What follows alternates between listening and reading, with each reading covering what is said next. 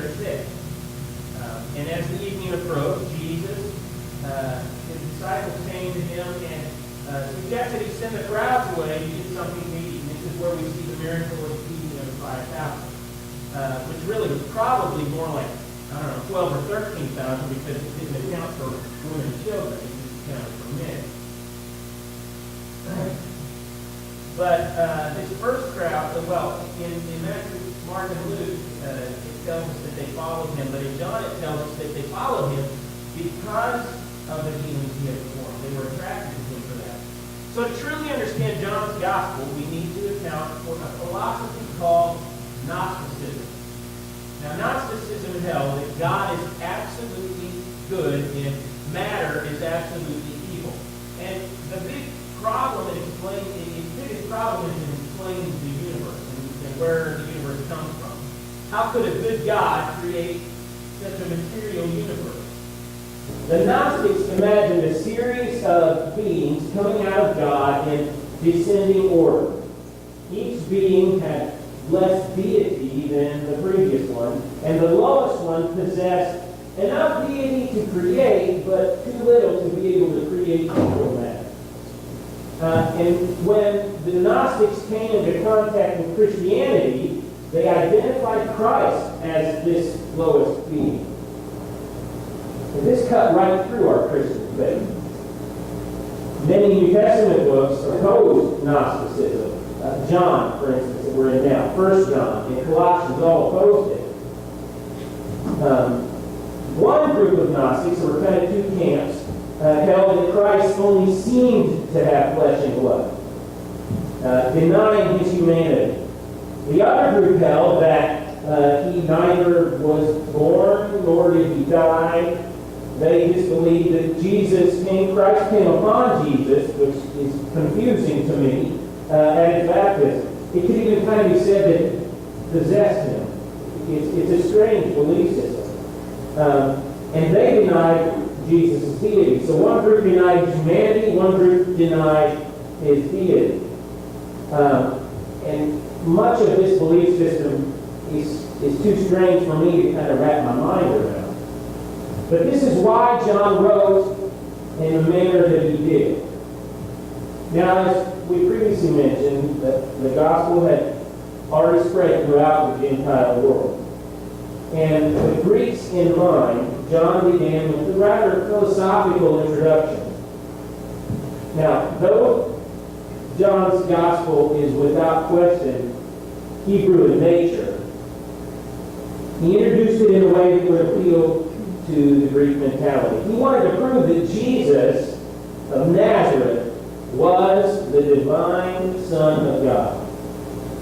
Now, as I pointed out last week, John's primary purpose is found in John chapter 20, verse 31, and it says, "But these are written so that you may believe that Jesus is the Christ, the Son of God, and that by believing you may have life in his name." In the first two verses, what I want us to see is the eternal Christ. Let's read those two verses again. It says, "In the beginning was the Word, and the Word was with God, and the Word was God. He was in the beginning with God." Now, those who were here last week will recall the connection between John chapter 1 and Genesis chapter 1 that we talked about. In Genesis, it refers to God's activity at the beginning of creation. And in John, it tells us of a being that existed before creation even took place, kind of outside of the boundaries of time and space. Now, in both the Greek and the Hebrew, there is no definite article before beginning. Here's what that means. Jesus is the source. Now, source. Well, let's camp here for just a bit. By the way, I'm going to use that term from time to time. Let's camp here. Frequently when I speak. So kind of get used to hearing me say that. Let's camp here for just a little bit. Now, this concept of Christ being our source. Mind blown that Christ is our source. I find it a great challenge in what I do. trying to wrap my finite mind around his infinite mind as an infinite God, and trying to convey the truth of an infinite God with my finite mind. When I look back over the last 5 years, when I take an inventory of the good times and the bad times, when I consider how my own family came to be, when I consider numerous facets about my journey, I can only claim Christ as my source. It's more than I could have ever imagined. I can't fully grasp his love for me again. There's no other clarification or understanding to be received outside of Christ as my source. And John takes it as far as I believe it can be taken. Because not only does he say that Christ is the source of all our daily needs being met, he's the source of all that was, all that is, and all that ever will be. There is no other above him. He is the omnipotent, omniscient, omnipresent creator of everything. That ought to make us want to shout. That's exciting to me. In the first 2 verses, we see the word used 3 times. Here, John uses it to identify a person. Though some see a Greek source for John's use of word, evidence pointing to the Hebraic background of this gospel says something differently. The Greek word means open, spoken, manifestation, or revelation of the speaker. Throughout Genesis 1, as the author introduces God's creative work, we hear this phrase over and over. We hear, and God said. And this emphasizes his spoken word. He said. He revealed himself in the creative work of creation. However, God's supreme revelation is in the redemptive work of his Son, Jesus. Christ is the open, spoken revelation of God as our Savior. Amen? Amen. Now, a photo only catches one facet of a person, but a portrait interprets a person. And this is the portrait that John paints in the first 2 verses of this book. Now, we also see the word was used. It's actually used, I think, 3 times in the first few. But that could also be translated always was. Let's think about that for a second. There was never a time, even in eternity, when these things weren't clear in Jesus. In the beginning, always was the Word. There are no gradations or distinctions between the Godhead.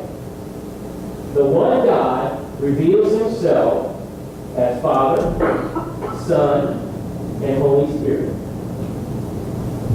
And this helps us wrap our minds around that mystery and understand our infinite God just a little bit better. One preacher explained the triune nature of God this way. He explained it like a good cherry pie. A good homemade cherry pie is a little bit runny. If you cut the pie into 3 equal pieces, and you look at it, you see 3 distinct pieces of pie. However, if you look underneath that crust, if you peel that crust back, the pie filling's nature has caused there to be no distinction. You can't see where it's cut. You just look at the filling. That's how it is with the Trinity. So in verse 1, John declares the co-equal, coexistence of God the Father and God the Son. And then in verse 2, he reaffirms that co-equality. So in these first 2 verses, we see the eternal Christ, our source. Then we move into verse 3. And in verse 3, John moves us from the source to the act of creation. We see the Creator, Christ. Verse 3, all things were made through him, and without him was not anything made that was made. Literally translated, verse 3 says, every single thing in the universe through him came into being, and apart from him came into being not even one thing which did come into being. He made it all. And verse 3 confirms again the absolute deity of Jesus. Creation is ascribed to him, and only God can create. Man, no matter how arrogant and prideful we may be, can't bring a single blade of grass into being. Now, no, it doesn't say some things were made through him. No, it says all. And how many is all? It's all. This wouldn't be true or possible if Jesus himself was a creation. There is no exception, however. All things were made through him. Just as he was before all things, and therefore the eternal Christ, he was also the originator of all things, and therefore the creator Christ. Now, following a broader statement regarding creation in verse 3, John moves into a more specific description of Christ. In the next verses, we see Jesus as the illuminating Christ. Spiritually speaking, John conveys that true life is more than material things. Thank goodness. True life comes to us through the Word. And who is the Word? Christ is the Word. God revealed his redemptive life, his plan, through Jesus.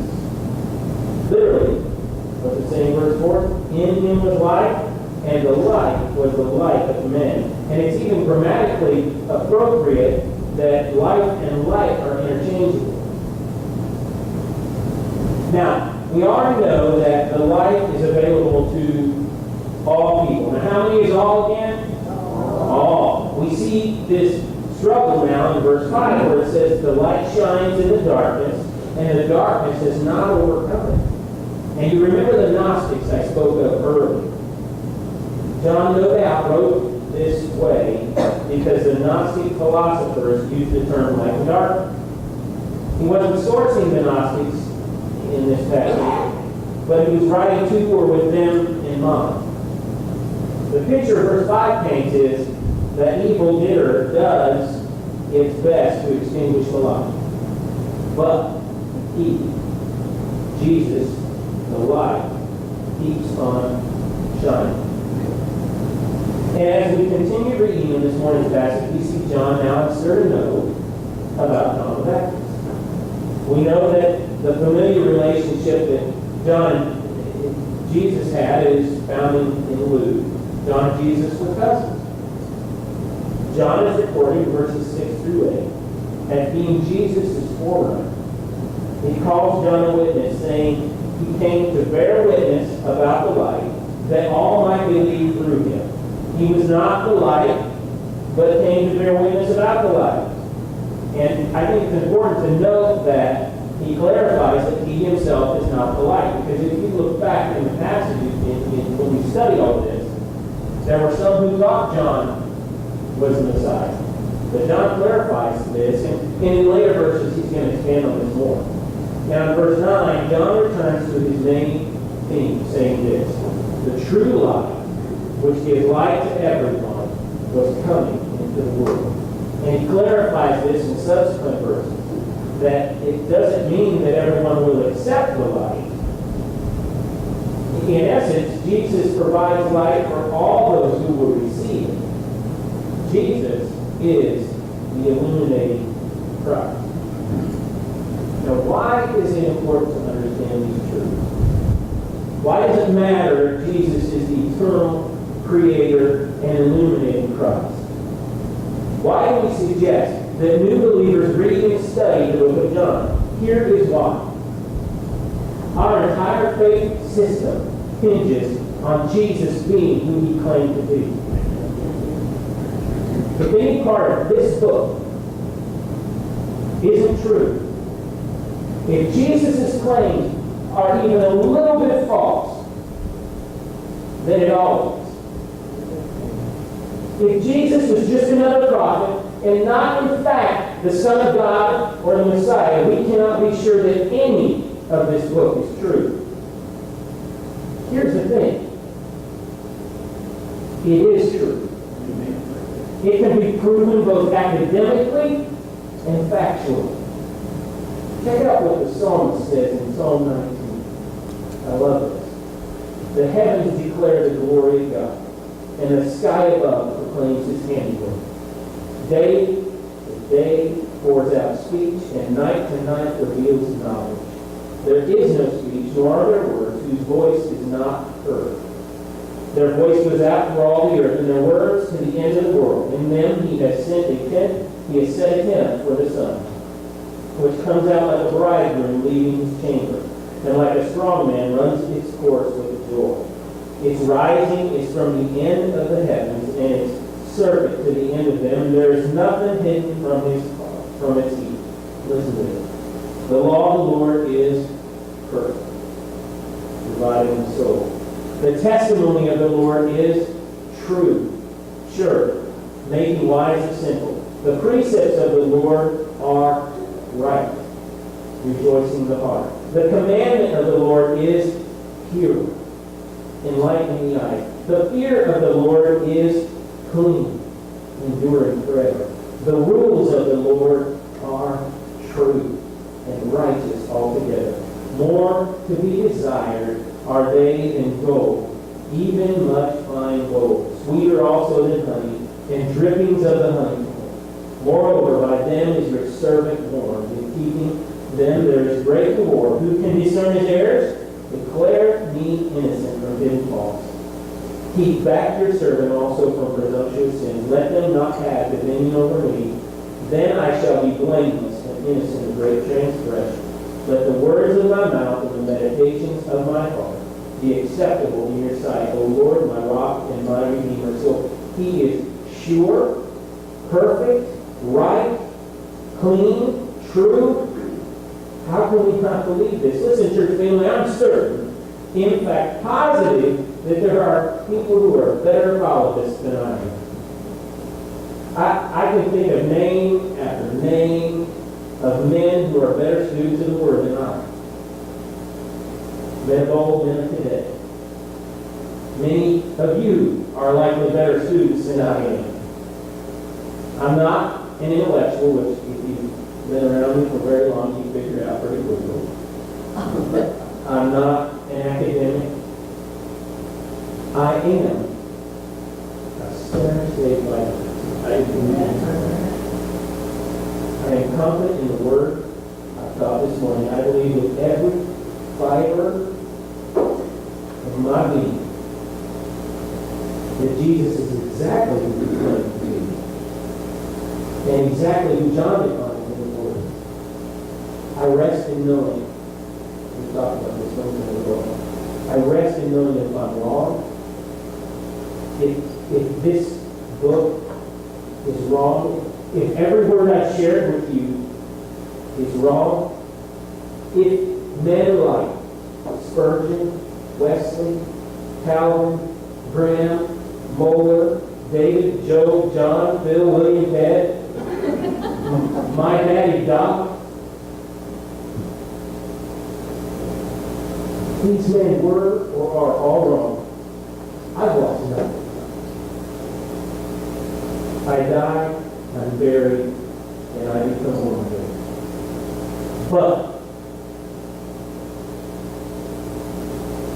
I'm getting excited. If this book is true, if every word read and reread, every word passed down from generation to generation, every word copied from Greek and Hebrew on papyrus scrolls, on printed paper, on the World Wide Web, if every word from this text is true, I gain eternity. And just the thought of that should be enough to embolden us to share and live out our faith each and every day. I stand before you today and ask, if you know you've not accepted Jesus for who he is, as your Savior, Lord, why take a chance? Make that decision today. If you've ever had a shred of doubt about whether or not you are right with God, get it right. If you have a loved one, I doubt there's anyone sitting here that doesn't. If you have a loved one who isn't living for the Lord, perhaps they're not saved, or they've backslidden, or aren't living as they should, please lift them up. That's what this offering is here for. But perhaps you have some other burden or praise on your heart today. This offering is here for that too. And finally, maybe you visited today. You sought the Lord's direction. Maybe you've been visiting for a while. And I know that there are some people here who are this. I'm not being prophetic here when I say it. But if you visited and you feel that you're supposed to join together with this church body, church family here at Blue Lake, come on up and see. And we go to our invitation. Come team. You come forward for us just a little bit. However God is stirring your heart, please be obedient.